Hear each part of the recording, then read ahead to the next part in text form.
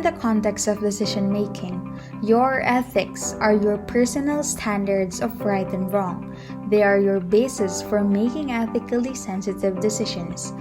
Doing ethical decision making may refer to the process of evaluating and choosing among alternatives in a manner consistent with ethical principles. It is a cognitive process that considers various ethical principles, rules, and virtues. In making ethical decisions, it is necessary to perceive and eliminate unethical options and select the best ethical alternative. Good day everyone, we are the Group 8 and we're here to present Chapter 6, Making Informed Decision. Our objectives in this video are that you will be able to understand and apply the 4 ethical theories on moral issues involving the self, society, and environment. But in this video, we will only be focusing on the individual or self. In the realm of the self, one has to pay attention not just on how one deals with oneself, but also on how one interacts with the other individuals in personal relations. One may respond to the demand for an ethically responsible care for oneself by making full use of the 4 ethical theories or frameworks. In the application of human action, especially the individual or self, it covers an area of theories, namely Mill's utilitarianism, Thomas Aquinas' theory on natural law, Immanuel Kant's deontology, and Aristotle's virtue ethics. These theories may lead to a various standard of individual behavior inside a group. In this video, we will unveil each of these principles' views on how humans should think and how it affects the community he or she lives in, and blend in if it is possible to follow rules inside a culture or instill the individual's learned virtues by itself. Utilitarianism. Among the 4 ethical theories, the first one is utilitarianism. Utilitarianism is a theory of morality which advocates actions that foster happiness or pleasure and opposes actions that cause unhappiness or harm. When directed toward making social, economic, or political decisions, a utilitarian philosophy would aim for the betterment of society as a whole. Utilitarianism would say that an action is right if it results in the happiness of the greatest number of people in a society or a group.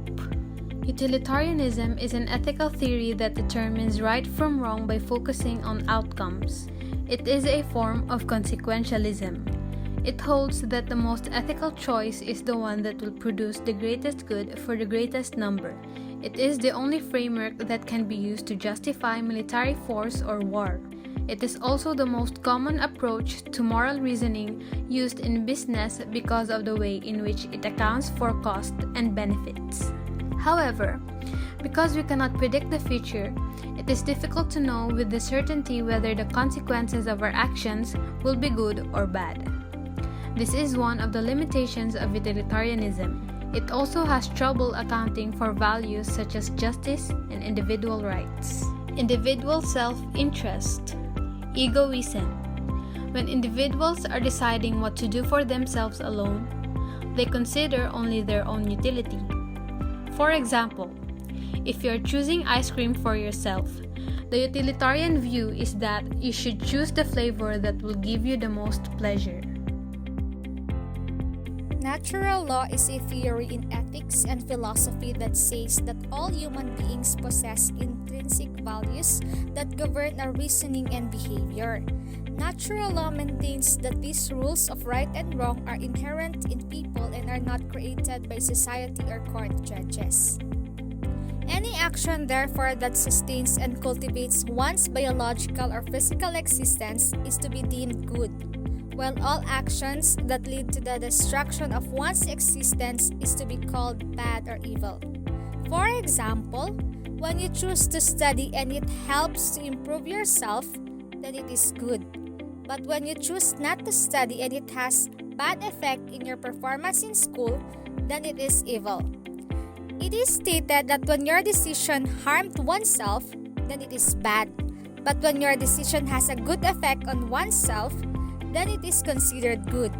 From the word natural, it means that things like exercising and studying can help to improve oneself. And natural law theory will agree with this act since it is good for oneself. Deontology is from the Greek word deon, which means duty, and logos, which means science. And this was introduced to us by the great philosopher Immanuel Kant in the late 18th century.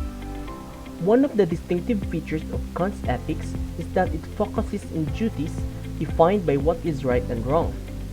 Deontology does not base on the outcome of the action, but rather on the characteristics of the action itself. So morally good actions can be determined when you did the right thing to do and avoid the wrong things that you must not do.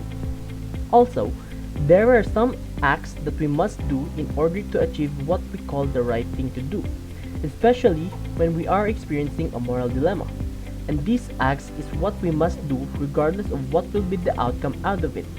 For example, when someone in your family is seriously ill and already on the critical state, but you don't have the money to buy the said medicine, and you know that stealing is bad, but you don't have any options but to steal it in order to save your family. Also, Immanuel Kant's deontology also believes that morality must be rational, and so he seeks the universal laws that govern the world in order for the people to be on the same page when it comes to morality. Virtue ethics. Virtue ethics are normative ethical theories that emphasize virtues of mind, character, and sense of honesty. Virtue ethics mainly deals with the honesty and morality of a person. It states that practicing good habits such as honesty, generosity, makes a moral and virtuous person. It guides a person without specific rules for resolving ethical complexity. The purpose of a man is to achieve eudaimonia, which is a state of a serene and permanent happiness, rather than the momentary exaltation of the senses. In this way, our action will be good or bad depending on this ultimate goal. When we say eudaimonia, it is a Greek word commonly translated as happiness or welfare. It is a central concept in Aristotelian ethics and political philosophy. It is most often translated as virtue or excellence in practical or ethical wisdom. Aristotle takes virtue and its exercise to be the most important constituent for eudaimonia, but it acknowledges also the importance of the external goods such as health, wealth, and beauty. For Aristotle, eudaimonia could be achieved through living virtuously, or what you might describe as being good. Aristotle's example is that the purpose of a knife is to cut. Therefore, a good knife will be the one that cuts, and a bad knife that does not cut. Another example, living healthily is a good action because it provides us with good health, which, in the long run, gives us happiness. People's preferences are wide with their taste for trends, culture, practices, clothing, norms, and even cuisine are ever-changing. Knowing they have a variety of demographic identities like age, gender, genes, socioeconomic class, educational attainment, and more. Best that while we have our own edification, we take things assertively with the right judgment and recognize everybody else's sentiment concerning such arguments. Believing that there's always a good effect in mankind's relationship when we try to respect and give everybody's chance to participate in the exchange of information, it is having a good attitude when having a good bond with them. Ultimately, theories are things that are being proposed to what the authors observe in their time living here on earth with the curiosity in their minds. After we studied the theories of Mill's utilitarianism, Thomas Aquinas' theory on natural law, Immanuel Kant's deontology, and Aristotle's virtue ethics, we can note that none of may be applicable and final to a dynamic world, for theories are not completely proven true and absolute. However, we cannot also deny that these theories are not made from scum. They are being monitored to come up with a clever idea. Being aware and sensible on this matter would lead to a more comprehensive evaluation on the ethical issue that would give more potent reasons as to why one made a certain ethical choice. Ethics is an interesting discipline, not only suspended for academic discussion but also could help people think in real life.